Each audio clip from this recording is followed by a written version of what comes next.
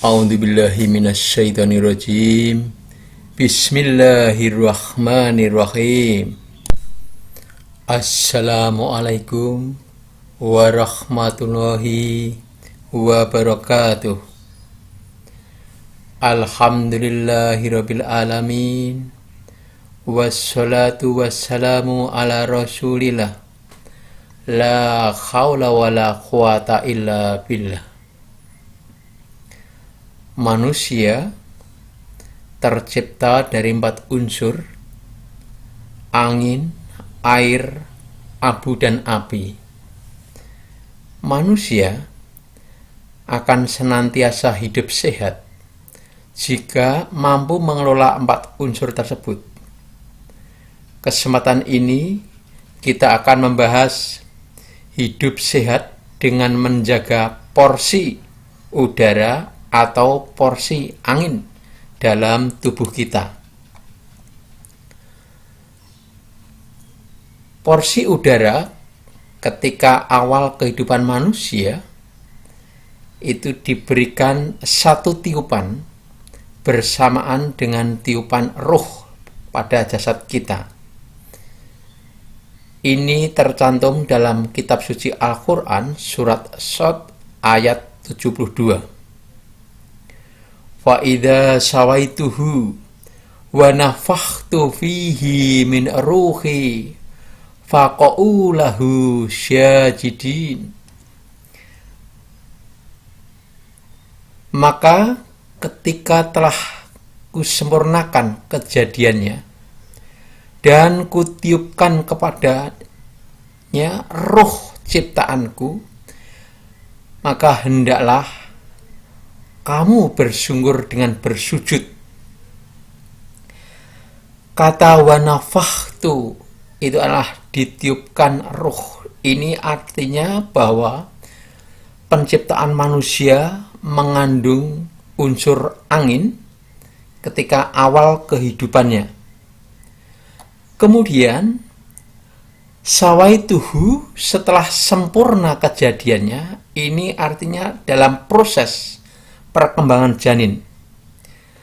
Sekedar untuk sedikit mengerti bahwa perkembangan janin di sana ada secret message, artinya perintah rahasia yang tidak bisa diterangkan dari ilmu pengetahuan oleh ilmuwan manapun. Ketika sperma dan sel telur bertemu membentuk sel tunggal atau zigot, menurut Profesor Sefat Babuna dari Universitas Istanbul, Turki, sel tunggal tersebut membelah dan memperbanyak diri dengan sangat cepat, sekitar 100.000 tiap menit. Kemudian beberapa minggu, sel ini tumbuh membentuk formasi yang berbeda, sehingga terbentuklah organ dalam, rangka, dan otak. Ini pada beberapa minggu awal. Pertumbuhan sel tersebut membentuk embrio, dan pada saat minggu kelima, tangan dan kaki embrio mulai tampak. Sel pembentuk embrio tangan melakukan sesuatu yang mengejutkan, yaitu ribuan sel bunuh diri membentuk garis yang lurus kelak menjadi sela-sela jari. Kondisi ini oleh para ilmuwan dikatakan sebagai secret message, yaitu perintah rahasia oleh sang pencipta yang tidak bisa diterangkan oleh ilmu pengetahuan, baik oleh ilmuwan manapun. Embrio terus berkembang dan setelah sempurna ditiupkan ruh sebagai yang diciptakan oleh Allah Subhanahu wa Ta'ala.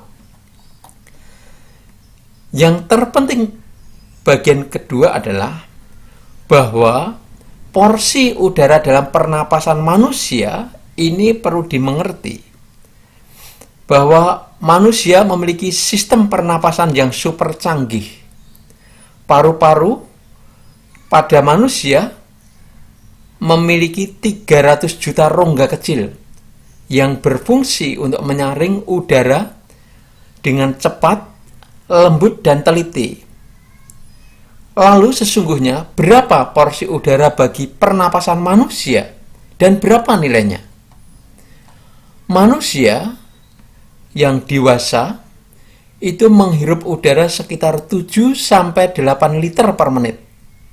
Sehari manusia menghirup udara sekitar 11.000 liter. Sehari oksigen yang dihirup seorang berkisar 20% dari udara tersebut berarti 2.200 liter. Kemudian nitrogen yang dihirup sekitar 79% berarti 8.690 liter. Bila nilai ekonomi atau harga jual oksigen 1 liter 25.000, maka 2.200 liter oksigen memiliki nilai ekonomi 5,5 juta atau 5.500.000. Kemudian, jika nilai harga nitrogen 9.950 per liter, maka nitrogen yang dihirup manusia sebanyak 8.690 liter memiliki nilai 86.465.500 rupiah per hari.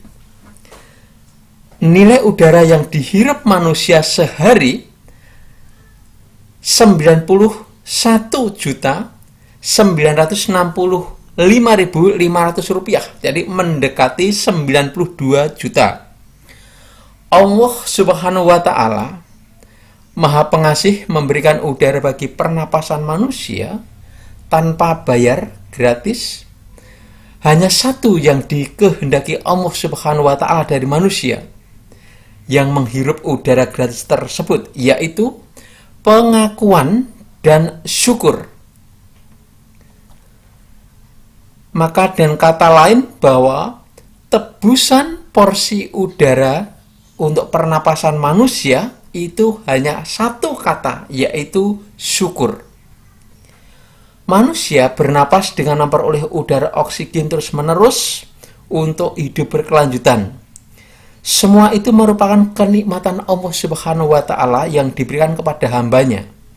Pemberian kenikmatan itu, manusia diperintahkan untuk mengakui atau mengingat dan mensyukurinya.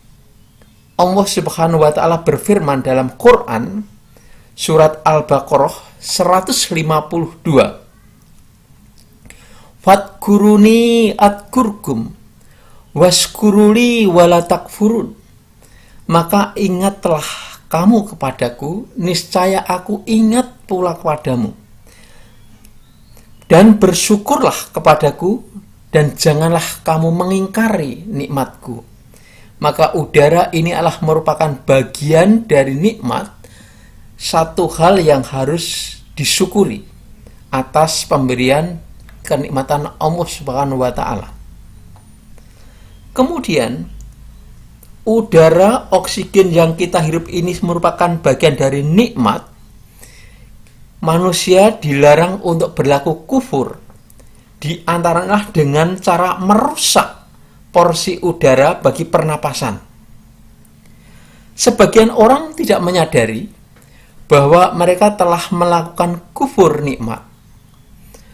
Allah Subhanahu wa Ta'ala melarang manusia melakukan kufur, mengingkari nikmat yang telah diberikan Allah Subhanahu wa Ta'ala. Dalam firman-Nya Quran surat Ibrahim ayat 7, wa itta'adzana rabbukum la in syakartum la azidanakum wa la in kafartum inna adzabi lasyadid. Dan ingatlah ketika Tuhanmu berfirman, sesungguhnya jika kamu bersyukur, pasti kami akan menambah nikmat kepadamu. Dan jika kamu mengingkari nikmatku, maka sesungguhnya azabku sangat pedih. Perilaku kufur nikmat yang merusak porsi udara pernapasan, di antaranya adalah perilaku merokok. Menurut World Health Organization atau WHO tahun 2002 menyatakan, smoker get the effect of nicotine and carbon monoxide. Nicotine have all the direct effect on the heart itself, and carbon monoxide rob the oxygen supply. Cigarette has contained some of the most carcinogenic chemical.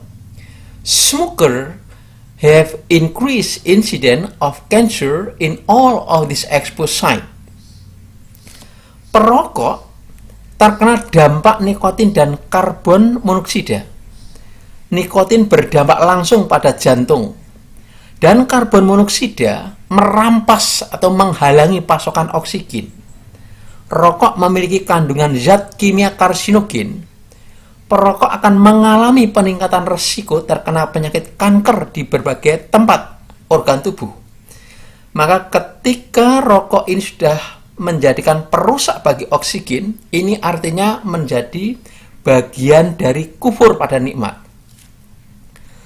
Maka hendaklah syukuri nikmat menghirup oksigen, jauhi merokok yang dapat mengganggu pasokan oksigen agar tubuh terjaga tetap sehat. Kemudian, manusia agar bisa hidup sehat juga harus menjaga perimbangan porsi udara dalam metabolisme. Metabolisme manusia membutuhkan perimbangan antara 3 komponen, yaitu makanan, air atau minuman, dan udara. Perimbangan metabolisme dalam perut yang baik adalah 1/3 makanan, 1/3 air, dan 1/3 udara. Oleh karena itu, makan dan minum agar tidak berlebihan. Allah Subhanahu wa Ta'ala berfirman dalam Quran surat Al-A'raf 31, Ya bani Adama, khudu zinatakum inda kulli masjidin, wa kulu wasrabu wa la tusrifu, innahu la yuhibbul musrifin. Hai Bani Adam, pakailah pakaianmu yang indah di setiap memasuki masjid. Makan dan minumlah, dan jangan berlebihan. Sesungguhnya Allah tidak menyukai orang-orang yang berlebih-lebihan. Maka makan dan minum jangan berlebihan. Ini agar kita tetap bisa menjaga kesehatan kita, bisa terjaga metabolisme tubuh kita. Kemudian, hal lain yang harus dilakukan oleh manusia agar hidup sehat adalah melakukan harmonisasi napas terhadap udara dan alam. Kehidupan manusia akan terjaga ini diantaranya kalau ada harmonisasi, yaitu dengan melakukan tasbih dengan bacaan subhanallah. Karena pada saat yang sama alam ini juga akan senantiasa bertasbih kepada Allah Subhanahu wa Ta'ala, sebagaimana yang tercantum dalam firman Allah Subhanahu wa Ta'ala pada Quran surat Al-Isra ayat 44.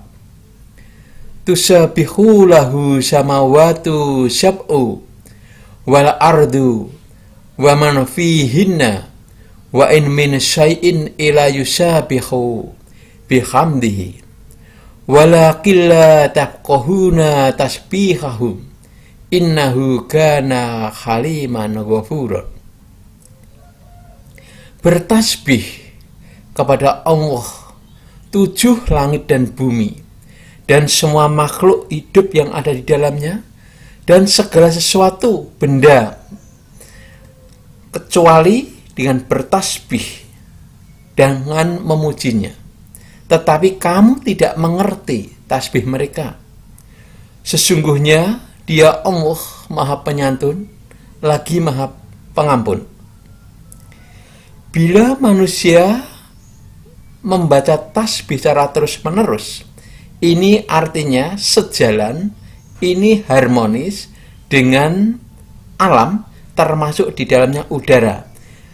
Maka dengan demikian, manusia akan terjaga kesehatannya dengan kodrat dan kuasa ilahi.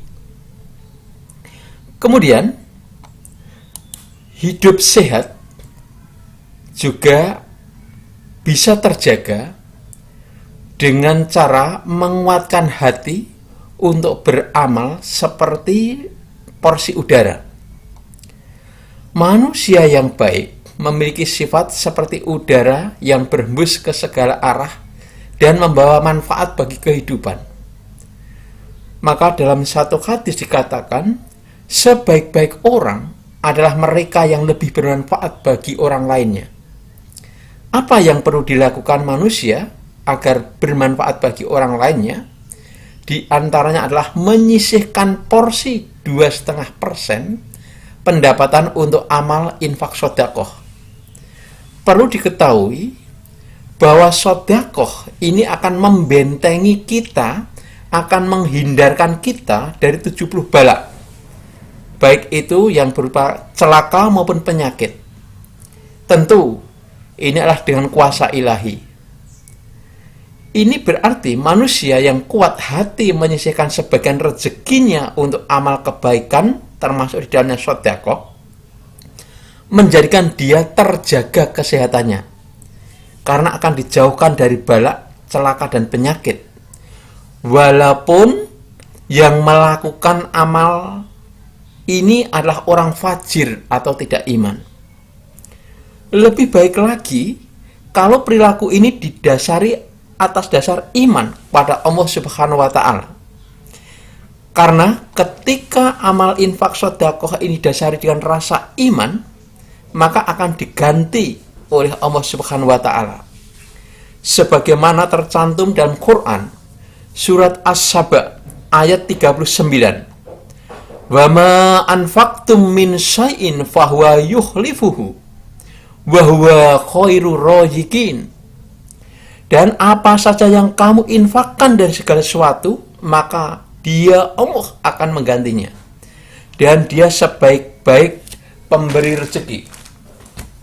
Bahkan manusia yang memberikan infak sedekah itu juga akan mendapatkan doa dari para malaikat. Di antaranya adalah setiap hari di waktu subuh maka turun 2 malaikat. Yang satu berdoa, Allahumma a'ti munfiqan kholafa. Ya Allah, berilah ganti bagi orang yang berinfak. Dan malaikat yang satunya lagi, mereka berdoa, Allahumma a'ti mumsikan talafa.